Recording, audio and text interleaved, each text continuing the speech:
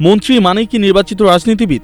না, বাংলাদেশে এমন মন্ত্রীও আছেন যারা নির্বাচনে দাঁড়ান না, ভোটের মাঠেও থাকেন না, কিন্তু রাষ্ট্রের গুরুত্বপূর্ণ মন্ত্রণালয়ের দায়িত্ব পান। এদেরই বলা হয় টেকনোক্রেট মন্ত্রী। টেকনোক্রেট মন্ত্রী মানে যিনি সরাসরি নির্বাচন রাজনীতিতে না থেকেও তার দক্ষতা, অভিজ্ঞতা, গ্রহণযোগ্যতা এবং বিশেষ কিছু খাতে দক্ষতার কারণে মন্ত্রী হিসেবে দায়িত্ব পান। আর এখন প্রশ্ন, বিএনপি সরকার গঠন করলে টেকনোক্রেট কোটায় কারা আসতে পারেন? বিএনপি সরকার গঠন করলে প্রথম চ্যালেঞ্জ হবে অর্থনীতি সামলানো, প্রশাসন সচল করা, আইন শৃঙ্খলা ফেরানো, আন্তর্জাতিক আস্থা পুনর্গঠন।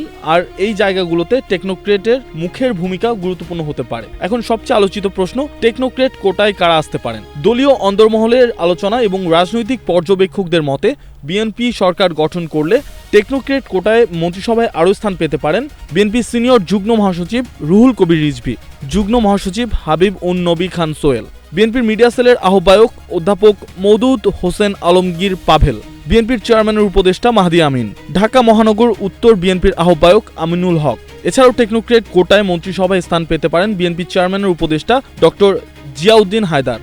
সব মিলিয়ে বিএনপি সরকার গঠন করলে টেকনোক্রেট কোটায় কয়েকটি পরিচিত ও আলোচিত নাম সামনে আসতে পারে, এমনই গুঞ্জন এখন রাজনীতির অন্দরমহলে। এখন দেখার বিষয় শেষ পর্যন্ত মন্ত্রিসভায় কারা থাকেন।